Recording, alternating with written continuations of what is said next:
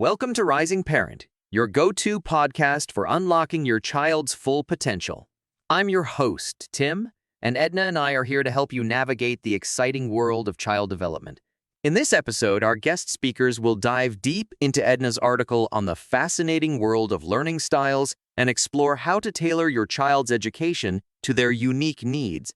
Whether your child is a visual learner, an auditory learner, or a kinesthetic learner, we'll provide practical tips and strategies to help them thrive. So grab a cup of coffee and let's unlock your child's full potential.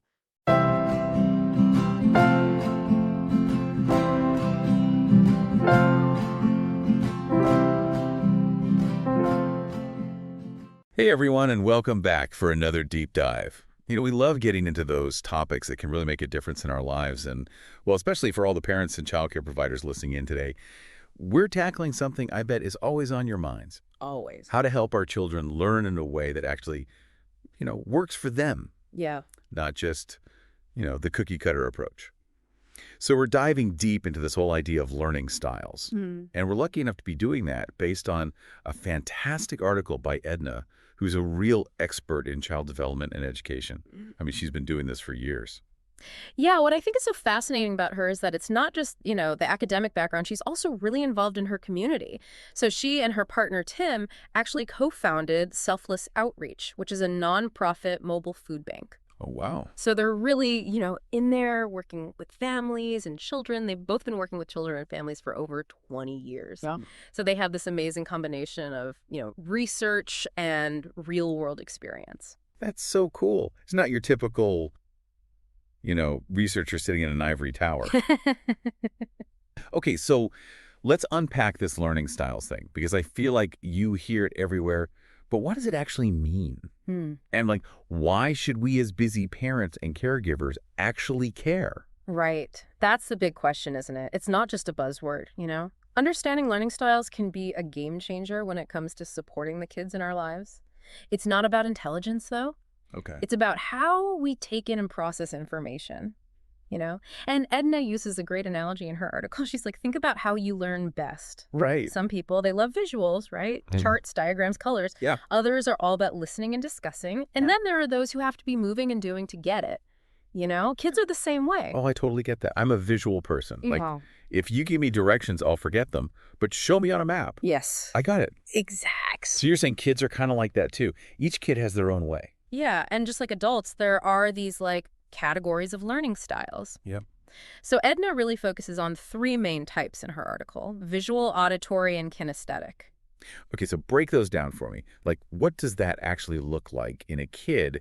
How would I know if my kid is, visual versus kinesthetic? Yeah, so let's picture this. You've got your visual learner. They might love looking at books, drawing, building things, with instructions.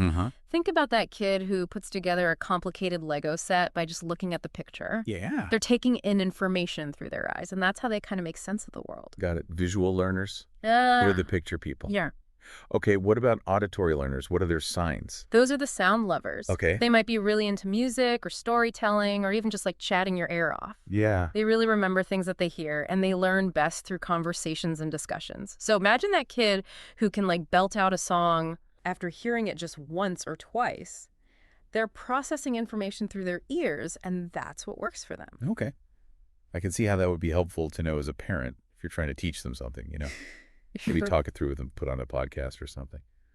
All right, what about kinesthetic learners? Those are the movers and shakers, right? Absolutely. Hands-on kids. They're always building, exploring, figuring things out by doing. They learn best through physical activity and movement. Gotcha. Think about that kid who learns to ride a bike by just hopping on and giving it a go. Yeah.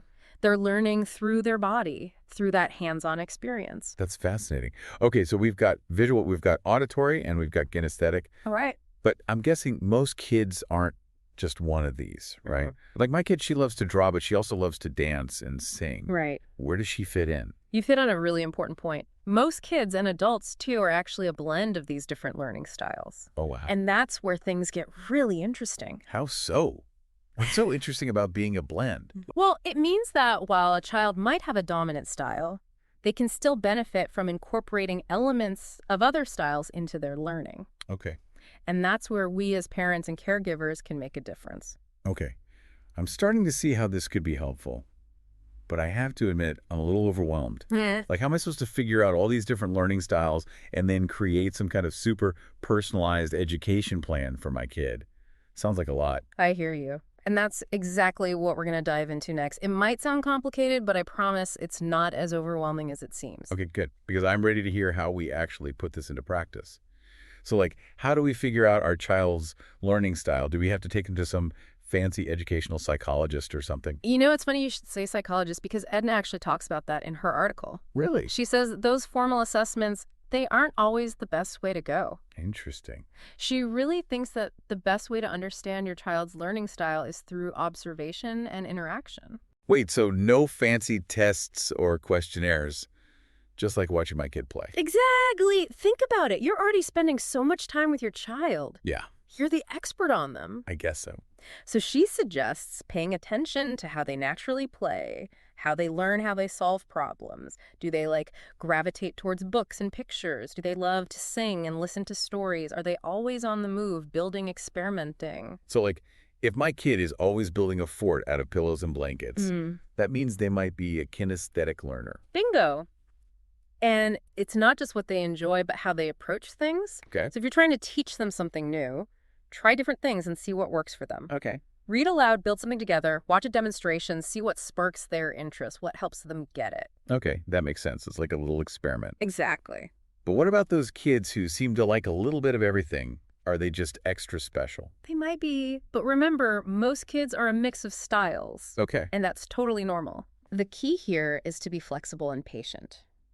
Don't try to pigeonhole them into one category. Yeah. And keep in mind that these styles can actually evolve as they grow and develop. Really? Yeah. So even if my kid seems like a super visual learner now, that could change as they get older. Totally. Think about it. A toddler who's fascinated by bright colors and pictures might become way more into sounds and language as they start talking. That makes sense. A child who loves building with blocks might later develop a passion for reading and writing. It's all part of the learning journey. That's really interesting. It's like a whole new way of looking at how kids learn. But I got to be honest, I'm still a little stuck on the what do we do with this knowledge part? Okay, so I figured out my kid is mostly a kinesthetic learner.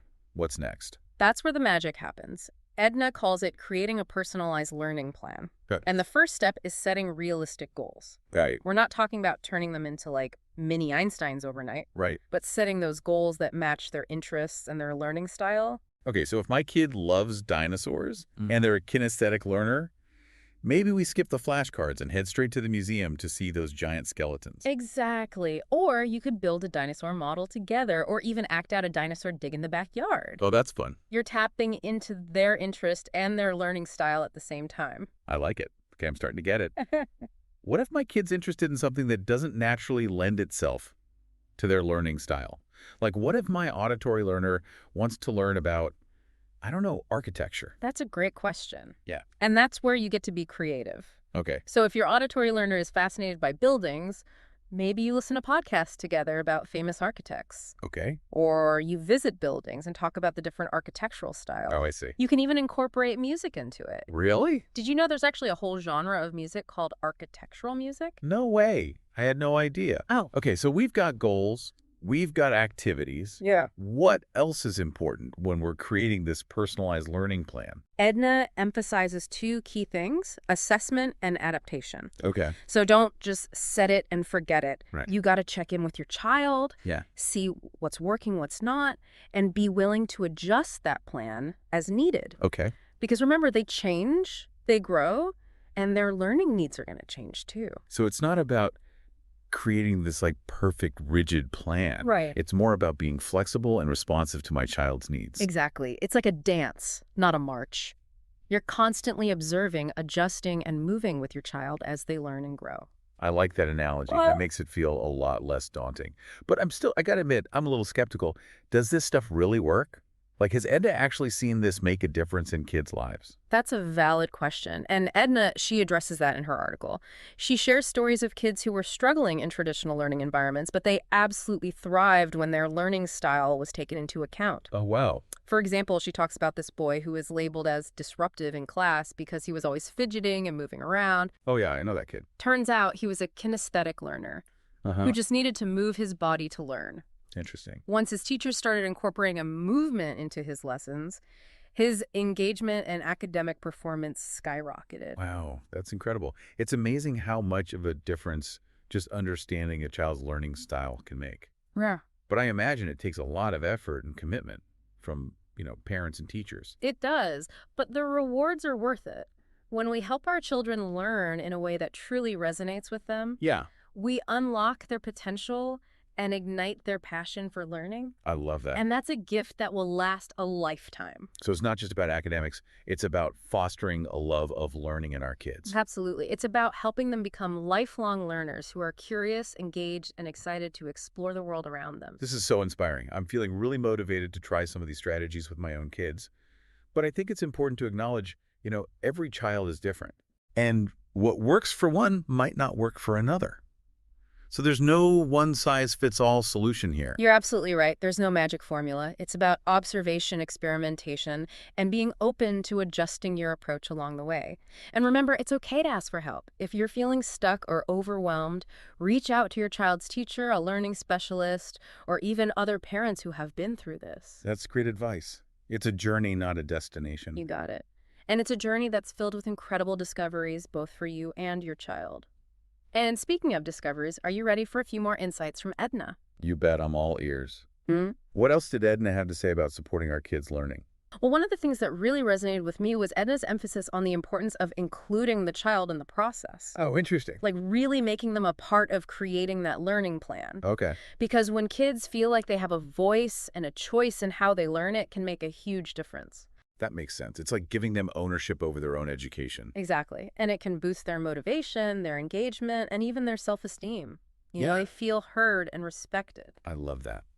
Okay, so before we wrap up, I have to give a shout out to Edna and Tim's work with Selfless Outreach.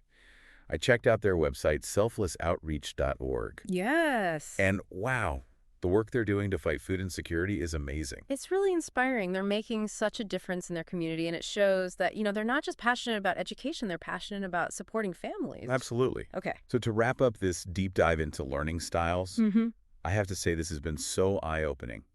It feels like a whole new way of looking at how we can support the kids in our lives. I agree. It's really about shifting our perspective from, trying to fit kids into a box to really understanding and celebrating their unique strengths and how they learn best. So the key takeaway here is observe your child experiment with different approaches and be patient. Those are like the golden rules of supporting their learning journey. Absolutely. And remember, there's no one-size-fits-all approach. What works for one child might not work for another. So trust your instincts, be flexible, and most importantly, have fun with it. Yes. That's such great advice. I'm feeling so much more equipped now to help my kids learn and grow, and I really appreciate you sharing your expertise with us today. It's been my pleasure. So listeners, if you enjoyed this deep dive, please share it with your friends, your family, anyone who might find it helpful. And be sure to subscribe to The Deep Dive for more insightful conversations on topics that matter to you. We'll see you next time.